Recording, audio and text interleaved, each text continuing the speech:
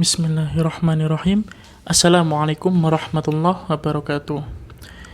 Alhamdulillahirabbil alamin. Allahumma shalli wa sallim ala nabiyyina Muhammad wa ala alihi wa sahbihi ajma'in. Jumpa lagi di podcast Abu Umar bercerita. Kita lanjutkan kisah kita tentang Sirah Nabawiyah, yang mana episode yang lalu kita sudah membahas tentang Nabi Ibrahim alaihissalam bersama istrinya Sarah dan Hajar bersama anaknya Ismail alaihissalam di Jazirah Arab beserta keturunan Nabi Ismail alaihissalam yang kita kenal dengan sebutan bangsa Arab Musta'ribah. Ada beberapa pelajaran yang bisa kita ambil dari kisah di episode yang lalu. Di antaranya adalah yang pertama, iman itu selalu diuji. Oleh siapa? Oleh Allah tentunya. Kalau kita lihat di kisah yang episode yang lalu, coba teman-teman perhatikan waktu Sarah diambil oleh Fir'aun, lalu Ibrahim dijebloskan ke dalam penjara. Itu kan salah satu bentuk ujian yang diberikan oleh Allah kepada mereka berdua. Padahal mereka ya termasuk orang yang sangat beriman pada saat itu. Beriman sekaligus bertakwa. Dan ketika mereka hanya bisa pasrah dan berdoa kepada Allah, Allah pun membebaskan Ibrahim dan Sarah dan menghadiahkan Hajar untuk mereka.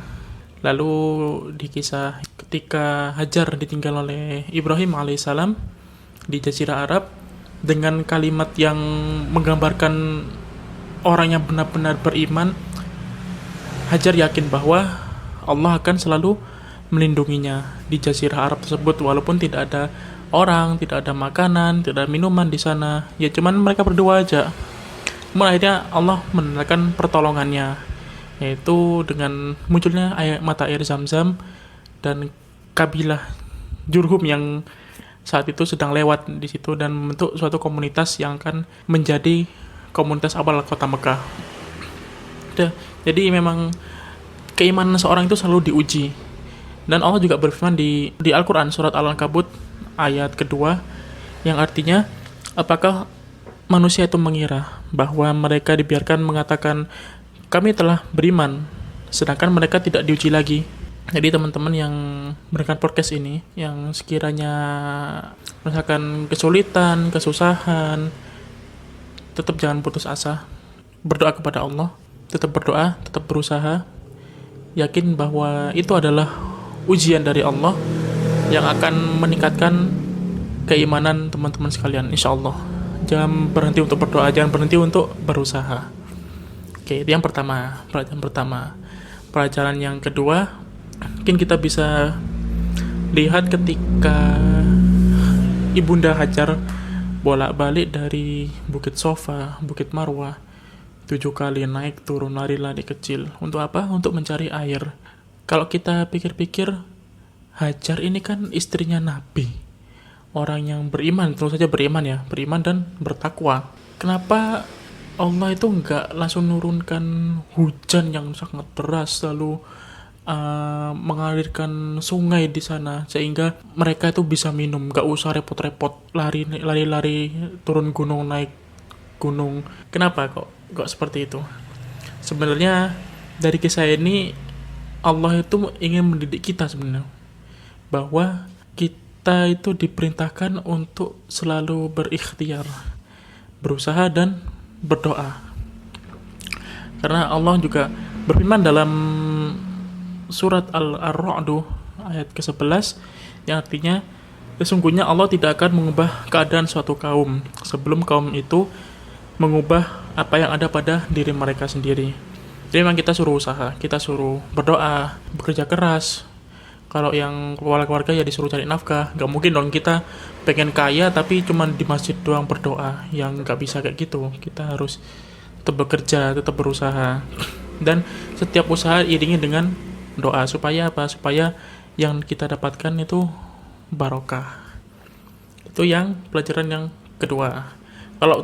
Mungkin kalau anak-anak sekarang lebih suka bilangnya usaha tidak mengkhianati hasil gitu ya.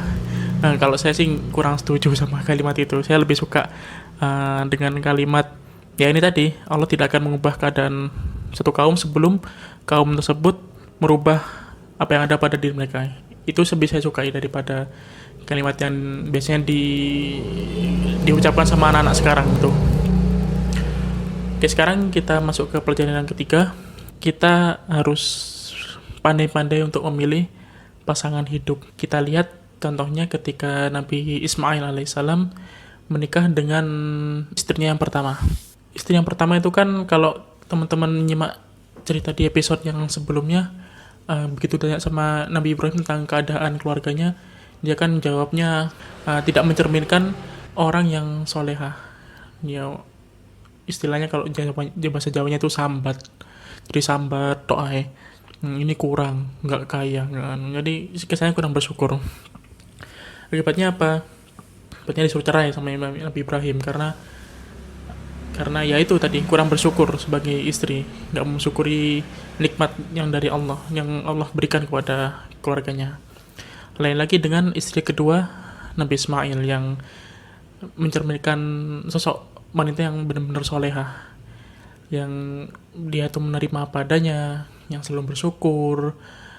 Dan akhirnya dari pernikahan yang kedua itu, keturunannya itu ada seorang nabi, yaitu kan Nabi Muhammad SAW.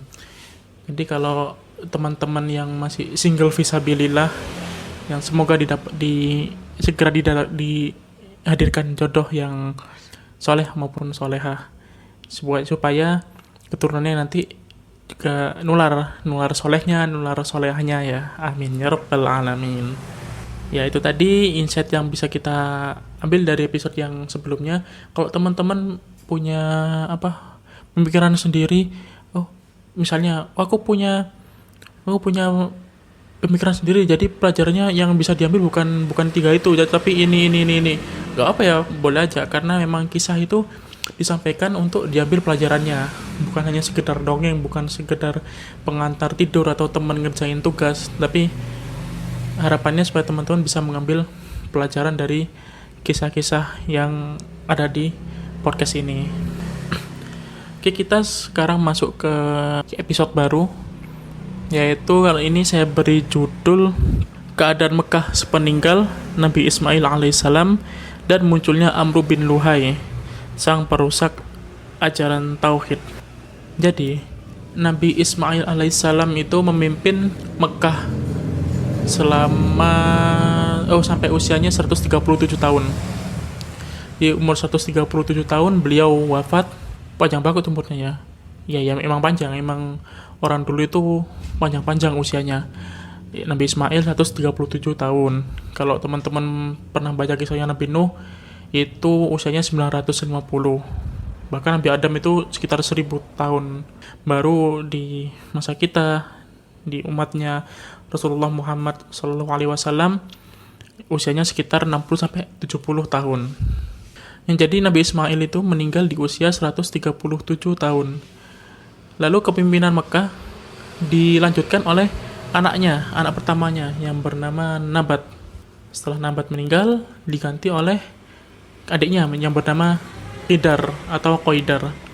Ada juga yang berpendapat Qidar dulu baru Nabat. Tapi ada juga yang berpendapat Nabat dulu baru Qidar, yaitu wallahu alam, itu perbedaan, itu khilafiyah, tidak masalah. Lalu setelah 2 orang anak Nabi Ismail ini melanjutkan kepemimpinan, setelah meninggal dua-duanya, dilanjutkan oleh seorang Bani Jurhum, bukan itu turunannya Nabi Ismail, tapi dari suku Jurhum yang pendatang dari Yaman ke Mekah. Itu ada yang namanya Mudot bin Amr al-Jurhumi. Jadi dia yang melanjutkan kepemimpinan di Mekah, dan keturunan Nabi Ismail ini tidak dikasih jabatan untuk memimpin, untuk berkuasa di Mekah, nggak dikasih. Tapi mereka dihormati sebagai keturunannya seorang nabi. Dan keturunan Nabi Ismail sendiri tidak mempersalahkan itu, gak masalah walaupun mereka nggak dijadiin pemimpin.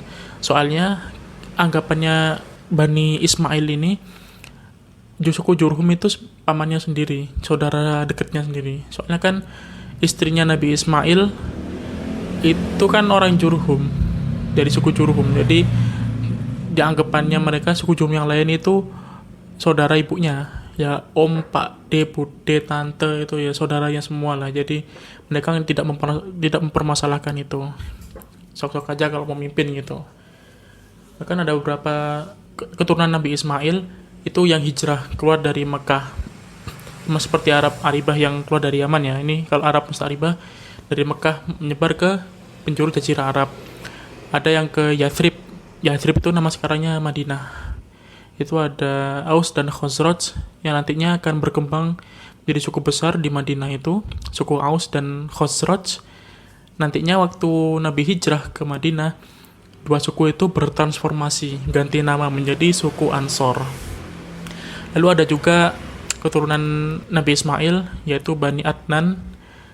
Itu ada yang pindah ke negeri Syams, ada yang juga tinggal di Mekah dan di sekitar Mekah.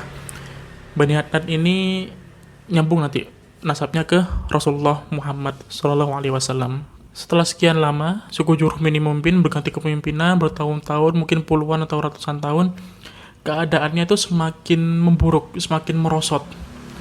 Jadi secara akhlak semakin merosot, semakin terpuruk lah.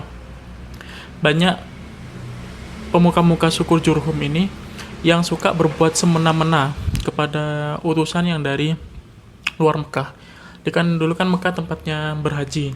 Lalu yang harusnya menjadi pelayan di kota Mekah itu adalah suku Jurhum itu. Tapi mereka malah berbuat semena-mena pada jamaah haji, kepada utusan-utusan dari kabilah yang lain. Bahkan mereka juga berbuat zalim terhadap harta yang ada di dalam Ka'bah. Jadi biasanya kalau ada orang yang berhaji itu, yang dia punya kelebihan harta, mereka mau bersedekah di jalan Allah, itu ditaruh di dalam Ka'bah sedekahnya itu. Nah, mereka itu banyak berbuat zalim terhadap harta-harta tersebut. Kondisi seperti ini membuat Bani Adnan yang merupakan keturunan dari Nabi Ismail itu jengkel, geram gitu lah. Geram, jengkel, campur aduk lah. Kok bisa saudara ibuku berbuat seperti ini kepada jamaah haji? Padahal ini kota suci gitu loh, berbuat zalim di tanah suci. Akhirnya mereka bekerja sama bersama suku Khuza'ah, nah suku yang tinggal di sekitaran Mekah, untuk memberi pelajaran, dalam tanda kutip ya, memberi pelajaran suku Jurhum ini supaya tidak berbuat semena-mena. Akhirnya mereka, suku Khuza'ah dan Bani Adnan, menyerang kota Mekah, menyerang suku Jurhum. Terjadi pertempuran yang sangat besar. Dan dengan hikmah Allah, suku Jurhum kalah. Jadi mereka harus keluar dari Mekah. Sebelum mereka keluar dari Mekah, sumur Zam-Zam yang sudah ada selama seratusan tahun sejak Nabi Ismail masih kecil, itu ditutup sama mereka. Ditutup, ditimbun batu, ditimbun pasir. Pokoknya nanti yang menempati di Mekah, yaitu suku Khuza'ah kan yang menang ya. Suku Khuza'ah itu tidak menemukan sumur Zam-Zam. Gimana caranya tidak sampai menemukan sumur Zam-Zam? Akhirnya ditimbun batu, timbun pasir, bahkan kiswah Ka'bah sama Hajar Aswad itu dimasukkan ke dalam sumur Zam-Zam itu. Ya ditutup lah, jangan sampai ada orang tahu gitu. Akhirnya mereka, suku Jurhum, hijrah ke Yaman. Ada juga yang tinggal di sekitar Mekah, tapi ada sebagian juga yang masih tinggal di dalam kota Mekah. Nah, sejak saat itu kepemimpinan Mekah digantikan oleh suku Khuza'ah. Setelah bertahun-tahun dipimpin oleh suku Khuza'ah, keadaan masyarakat di sana tetap masih mempertahankan ajaran Ismail, mempertahankan ajaran tauhid. Cuma memang ada beberapa penyimpangan di sana sini. Ada pelanggaran agama, tapi masih tauhidnya itu masih ada. Sampai muncul seorang raja, seorang pemimpin dari suku Khuza'ah yang memimpin kota Mekah, bernama Amr bin Luhai. Nah, ini pembahasan kita intinya di sini. Jadi Amr bin Luhai ini sebenarnya orangnya itu yang bijak, lalu baik, suka ngasih makan jamaah haji, terus dermawan juga ya, dan dia itu concern ke masalah agama. Jadi kayak ya orang alim ya, orang soleh. Bahkan masyarakat Mekah itu nganggap dia tuh sebagai ulama. Suatu ketika Amr bin Luhai ini safar, jalan-jalan ke negeri Syam. Amr bin Luhai melihat di negeri Syam ada beberapa orang yang mereka itu menyembah-nyembah patung, menyembah-nyembah berhala. Lalu penasaran dong Amr bin Luhai, tanya kepada mereka, kenapa kamu kok melakukan seperti itu? Lalu mereka menjawab, patung ini yang menjadikan perantara kita dengan Allah. Lalu apa efeknya? Kalau kita minta ke patung ini turunkan hujan, maka akan segera diturunkan oleh Allah hujan itu. Asalkan kita mintanya melalui perantara patung ini, berhala ini. Ya, naudzubillah min dzalik. Akhirnya si Amr bin Luhai ini percaya, tertarik dengan ajaran tersebut. Karena dia juga beranggapan bahwa Syam itu negeri para nabi. Lalu banyak kitab-kitab nabi di sana, ya kan, seperti nabi-nabi terdahulu dari Bani Israel kan, banyak dari negeri Syam, seperti Nabi Isa, lalu Nabi Musa juga hijrahnya ke negeri Syam, dan Nabi Ibrahim juga di sana. Jadi Amr bin Luhai ini menganggapnya ini pasti ajaran pasti baik. Akhirnya dia beli satu patung yang bernama Hubal, dibawa pulang ke Mekah, diletakkan di dalam Ka'bah si Hubal ini. Lalu dia menginstruksikan ke seluruh masyarakat kota Mekah, terutama kepala sukunya, untuk mengeluarkan patung dari tiap-tiap suku. Jadi di kota Mekah itu ada dari banyak suku, gak cuma satu suku Khuza'ah itu aja, enggak. Jadi ada beberapa cabang suku. Nah, itu disuruh ngeluarin patung masing-masing suku dan disuruh letakkan di depan pintu gerbang sukunya. Yang pintu gerbang suku itu kalau sekarang mungkin kayak kompleks itulah, kompleks perumahan. Itu disuruh taruh di situ patungnya masing-masing. Dan tiap rumah harus punya satu patung untuk disembah. Mereka nurut, soalnya Amr bin Luhai ini kan dianggap sebagai orang baik, orang yang alim. Pasti bener ajakannya, jadi ya nurut aja, ya diturutin gitu loh. Dan tindakan mereka ini memiliki efek yang sangat buruk bagi Jazirah Arab itu sendiri. Jadinya orang-orang yang datang berhaji dari Jazirah Arab itu melihat perilaku orang-orang Mekah yang pada saat itu nyembah patung, nyembah berhala. Akhirnya mereka juga ikut-ikutan, karena mereka menganggapnya orang Mekah ini kan orang yang tinggal di tanah suci, dekat dengan Ka'bah, dekat dengan rumah Allah. Jadi mereka bener dong kayak gini. Sama seperti Amr bin Luhai tadi. Amr bin Luhai kan nganggapnya ini negeri Syam, negeri para nabi, yang masyarakatnya nyembah patung, jadi mereka pasti benar. Nah, orang-orang Jazirah Arab juga nganggap Mekah seperti itu. Jadi mereka juga beli patung untuk dibawa pulang ke daerah masing-masing untuk disembah. Jadi masyarakat Jazirah Arab pada saat itu menjadi penyembah berhala dan sedikit demi sedikit meninggalkan ajaran Nabi Ibrahim dan Ismail alaihissalam. Ada 3 berhala yang terkenal di Jazirah Arab pada waktu itu. Yang pertama adalah Manat, itu diletakkan di tepi Laut Merah di sekitar Jeddah. Lalu ada Lata, itu di Taif, di kota Taif dekat dengan Mekah. Lalu ada berhala bernama Uzza yang ada di Wadi Nakhlah. Sedangkan kalau di Mekah yang terkenal ya Hubal itu tadi ya, yang berhala pertama yang dibeli oleh Amr bin Luhai dari negeri Syam. Kemudian masih banyak lagi berhala-berhala kecil-kecil yang kroco-kroconya lah, itu menyebar di Jazirah Arab. Bahkan di Masjidil Haram sendiri, di Ka'bah itu dipenuhi 360 berhala. Itu nanti dihancurkan semua sama Rasulullah pada saat peristiwa Fathu Makkah. Masyarakat Mekah di saat itu juga meletakkan berhala yang bernama Isaf dan Nailah.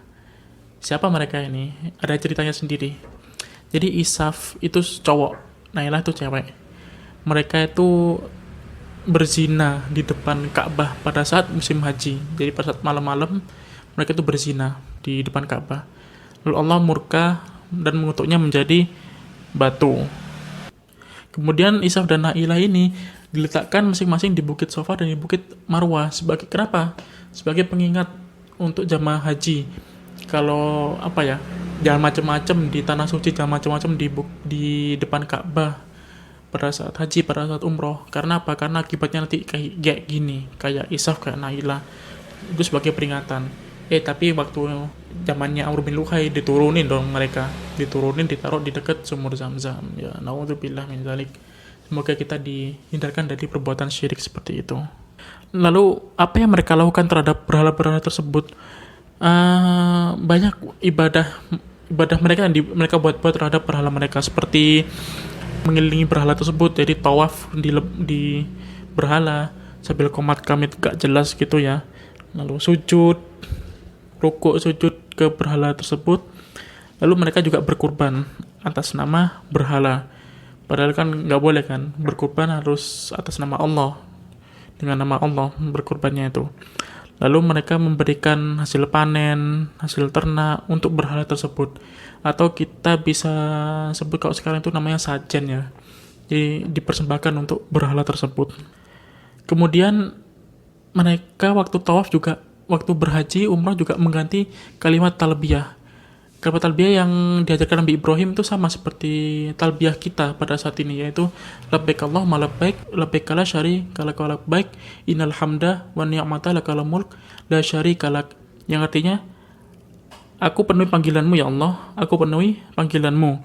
Tidak ada sekutu bagimu, aku penuhi panggilanmu. Sungguhnya segala puji, nikmat dan kerajaanmu tidak ada sekutu bagimu.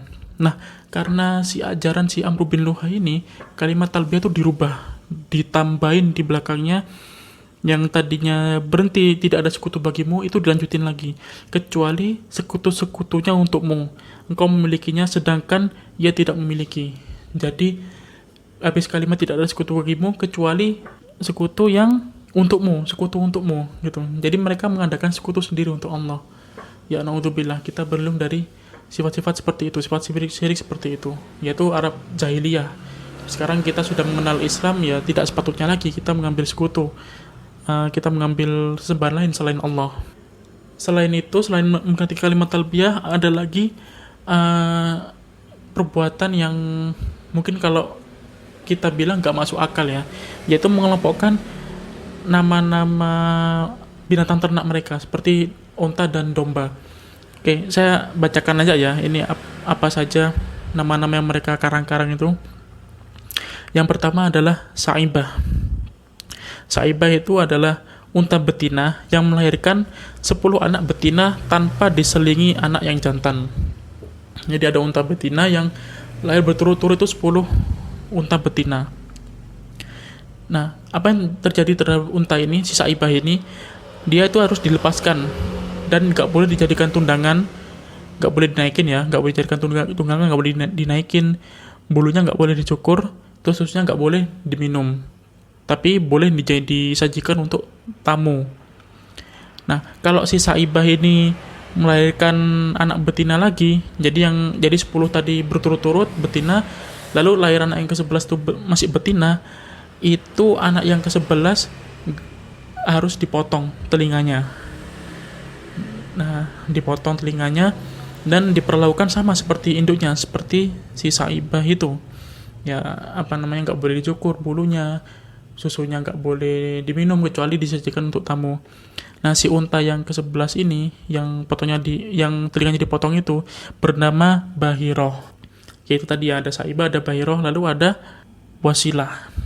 Wasilah ini adalah domba betina yang melahirkan 10 anak betina kembar dalam 5 kali munting. Jadi 5 kali hamil itu keluarnya tuh kembar, 2 cewek semua, betina semua. Kok cewek sih?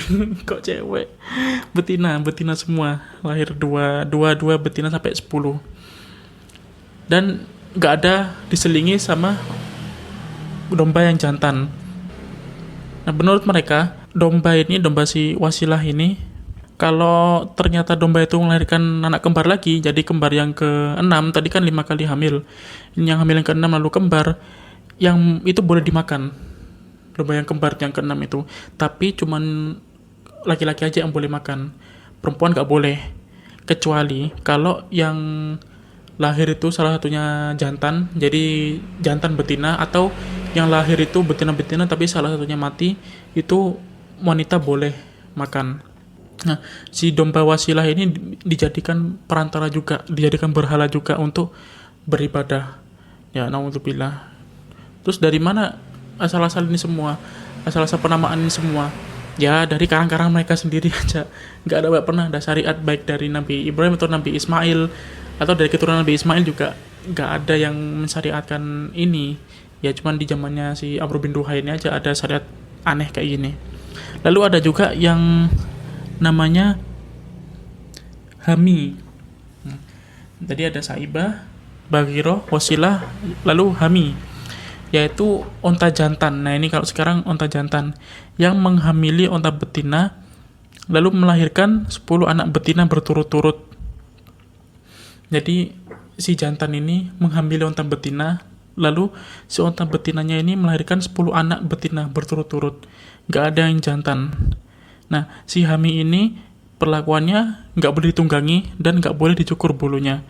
Ini dibiarkan bebas bersama unta-unta lain, unta-unta liar lainnya. Dibiarkan bebas gitu aja, nggak boleh diapa-apain gitu. Ya ini tentu saja kalau kita logika sekarang ya emang aneh gitu. Cuman mereka meyakini itu sebagai bentuk peribadatan, ya biarin aja lah gitu. Orang apa, sekarang kan kita sudah nyaman dengan Islam kita, dengan keimanan kita, ya nggak perlu lagi lah kita nyari kreatif-kreatifan kayak gitu. Nggak ada gunanya juga.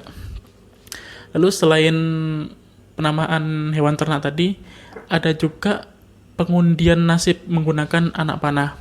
Jadi gini cara mengundi nasibnya, ini bukan ngajarin lah ya, ini cuma menceritakan apa yang orang jahiliyah itu lakukan pada masa itu. Jadi mereka ngambil 3 anak panah, mereka ditulisi berangkat, tidak berangkat, lalu kosong. Biasanya ini digunakan pada saat mereka itu mau safar, mau berdagang atau mau berkunjung ke negeri lain. Jadi disimpan dalam suatu kotak anak panah 3 ini. Lalu dengan tertutup, dengan kotak itu ditutup atau dia nggak melihat, dia itu mengambil salah satu tanda panah.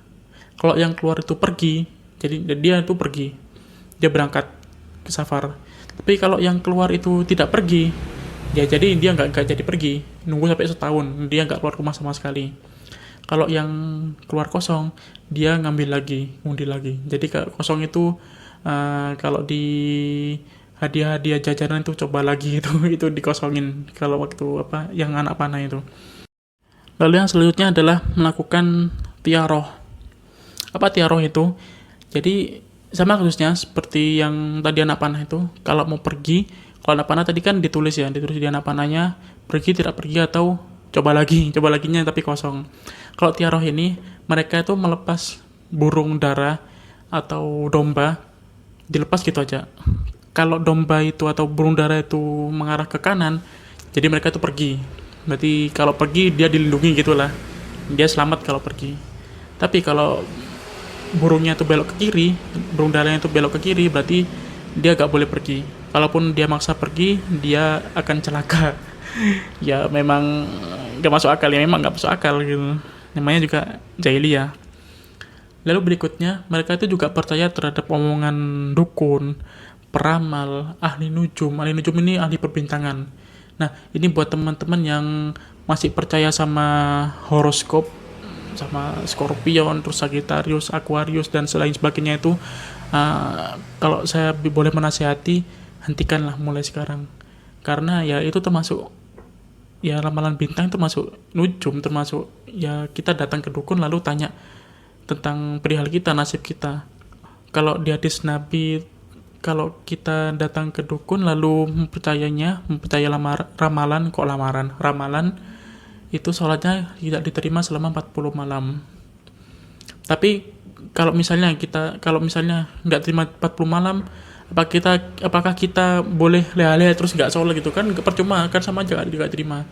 Ya kayak gitu juga ya, tetap sholat, cuman sholatnya percuma nggak diterima. Tapi tetap wajib untuk sholat. Nah makanya teman-teman yang masih suka baca-baca itu xiao, terus horoskop dan lain sebagainya, saya mohon dengan sangat dihentikan aja. Masih banyak bacaan yang lebih menarik, bacaan yang lebih berbobot daripada menebak-nebak nasib seperti itu. Dan saya juga yakin kalau teman-teman yang suka baca horoskop itu ya di suatu majalah, coba baca di majalah ini misalnya apa ya, bintang A, keuangan misalnya bagus ya, belum tentu di majalah lain itu dia juga bilang sama gitu loh. Jadi ya nggak bisa dipercaya gitu loh. Hal seperti itu lebih baik ditinggalkan saja karena cuman buang-buang waktu.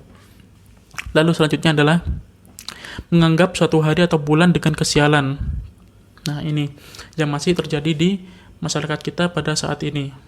Nggak boleh nikah tanggal atau bulan ini, tanggal ini, karena ini bulan sial, ini hari sial, tanggal sial. Nah itu termasuk perbuatan jahiliyah yang sebaiknya kita tinggalkan seperti itu. Nah, ini juga nasihat juga buat teman-teman yang biasanya mau nikahan seperti itu. Jadi dicariin tanggal yang bagus, ditanyain namanya siapa, siapa bin siapa, lahirnya tanggal berapa, lalu pasangannya siapa namanya, lahir tanggal berapa, hari apa. Lalu dicarikan tanggal yang baik itu tanggal berapa, hari yang baik hari apa, bulan apa, tahun berapa. Nah itu termasuk salah satu kepercayaan jahiliyah dan kita harus membuangnya jauh-jauh karena kita sudah berpegang dengan Islam, kita sudah beriman, kita sudah bersandarkan kepada kalimat la ilaha illallah Muhammadar Rasulullah. Lalu anggapan mereka terhadap orang yang matinya. Bagi mereka, orang yang sudah mati itu, kalau matinya terbunuh, mereka itu akan menjadi arwah penasaran. Ya, sampai sekarang masih ada kan ya anggapan seperti itu ya. Nah, kalau orang yang mati yang terbunuh, dia akan dendam lalu akan menjadi arwah penasaran dan akan bergentayangan gitulah mencari pembunuhnya siapa gitu. Itu anggapan orang jahiliyah juga. Kemudian karena mereka berkuasa di Mekah, jadi mereka itu bisa sekenam mereka untuk mengatur jamaah haji. Salah satu aturan yang cukup aneh adalah jamaah haji itu harus membeli pakaian di Mekah, gak boleh bawa sendiri. Kalaupun mereka gak punya duit untuk beli pakaian di Mekah, mereka harus tawafnya dengan telanjang. Ya bayangin aja Ka'bah, kita tawaf di situ lalu ada orang telanjang kan yang gak enak dilihat juga ya, kurang ajar itu kan, tempat suci, tempat rumahnya Allah itu, tapi mereka mendatanginya dengan telanjang, dengan gak senonoh lah ya, intinya menjijikkan seperti itu. Lalu kalau nggak punya duit ya itu nggak boleh pakai baju dari rumahnya, harus beli, dan kalau nggak punya itu harus telanjang. Dan kalau sudah tawaf, si pakaian ihramnya mereka itu harus dibuang, nggak boleh diambil, nggak boleh dibawa pulang, udah disuruh buang aja. Dan kalau saya berpikiran ya, itu bakal diambil lagi sama orang-orang Mekah, dijual lagi untuk jamaah lagi, jadi bukan untungnya lebih banyak ya halal mungkin seperti itu. Nah, kemudian jamaah haji ini juga nggak boleh bawa makanan dari rumahnya, harus beli di Mekah. Wah, ini S3 marketing ini seperti ini. Jadi nggak boleh bawa di luar, harus beli di sini. Kayak nonton bioskop. Jadi kalau di bioskop ini seperti itu, nggak boleh bawa dari luar, harus beli di bioskopnya. Nah, jangan-jangan bioskop itu terinspirasi dari orang-orang Arab jahiliyah itu ya. Oke, ini juga karena Amr bin Luhai ini ya, karena adanya Amr bin Luhai mendatangkan berhala ini dan mendatangkan ajaran yang aneh-aneh di kota Mekah ini, Rasulullah itu sampai bersabda dalam satu hadisnya yang diriwayatkan oleh Bukhari. Beliau bersabda, aku diperlihatkan Amr bin Luhai di neraka, menyeret-nyeret isi perutnya. Subhanallah. Jadi Nabi masih hidup dan dunia ini belum kiamat, beliau diperlihatkan si Amr bin Luhai ini, si perusak ajaran tauhid ini, dia sudah di neraka, dia sudah booking tempat di neraka, dia sudah punya kontrakan di neraka, gak kontrakan ya, permanen dia di sana di neraka, dan isi perutnya itu terburai, jadi dia jalan sambil memegang isi perutnya. Nah itu akibatnya kalau terlalu merubah ajaran tauhid dan terlalu kreatif terhadap ajaran yang sudah ada sebelumnya. Ya naudzubillah, semoga kita dijauhkan dari sifat-sifat seperti itu. Oke, dari kisah ini ada beberapa pelajaran yang bisa kita ambil. Yang pertama adalah kekuasaan itu selalu dipergilirkan. Seperti yang tercantum di surat Ali Imran ayat 140 yang artinya, dan masa kejayaan dan kehancuran itu kami pergilirkan di antara manusia agar mereka mendapatkan pelajaran. Ya, seperti yang kita ketahui, suku Jurhum kan berbuat semena-mena. Lalu Allah menakdirkan suku Khuza'ah untuk berkuasa di sana setelah diadakan perang, digantikan. Ya.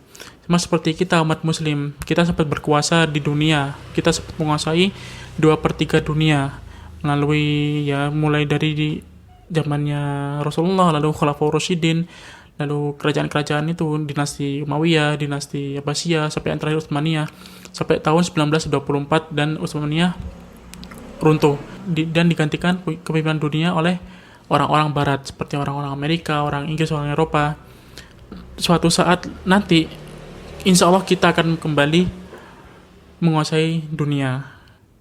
Apa yang harus kita lakukan? Ya kita mempersiapkan diri layaknya calon pemimpin, calon orang yang akan disorot di dunia. Kita akan balik menjadi trendsetternya dunia. Nah, jadi teman-teman harus belajar tentang agama, digiatin lagi, belajar tentang sejarah, tentang ilmu fikih, tentang akidah, terutama tauhidnya, akidah yang harus dikuatkan benar-benar. Ya, jadi karena kita akan kembali memimpin dunia ini, dan kita adalah calon pemimpin dunia pada masa mendatang. Kalau kita keburu mati, ya mungkin anak cucu kita lah. Kita harus mengajarkan itu kepada anak cucu kita sebagai generasi penerus kita. Lalu yang kedua adalah kita harus mengesahkan Allah dan hanya beribadah kepadanya. Kalau kita lihat sebenarnya orang-orang Quraisy itu di masa Rasulullah, mereka itu sebenarnya mengakui loh kalau Tuhannya itu Allah. Seperti di surat Az-Zumar ini, ayat 38. Jika kamu Muhammad, ini Allah berfirman kepada Nabi Muhammad, jika kamu bertanya kepada mereka, siapakah menciptakan langit dan bumi? Mereka itu pasti menjawab Allah. Tapi kenapa mereka kok menyembah selain Allah? Mereka menyembah berhala karena mereka menganggap itu sebagai perantara, itu sebagai dia kalau butuh sesuatu dia bilang ke berhala dulu, nanti biar berhala itu yang akan menyampaikan ke Allah. Jadi perantara gitu loh. Padahal ya gak usah, ya langsung aja minta ke Allah.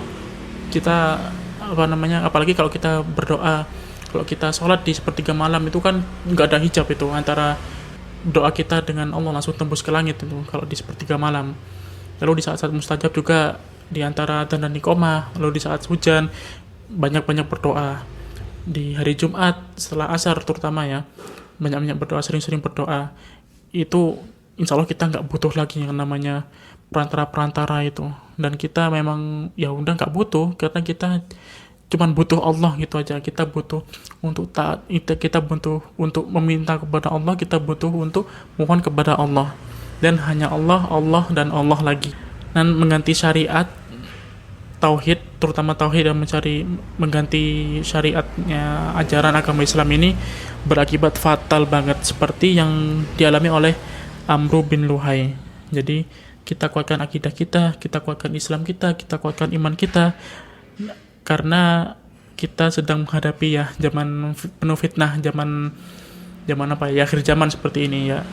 Kuat-kuatlah teman-teman, pasti kuat, pasti bisa mempertahankan akidah dan mempertahankan tauhid di zaman ini. Oke, sampai sini dulu kisah Sirat Nabawiyah pada hari ini.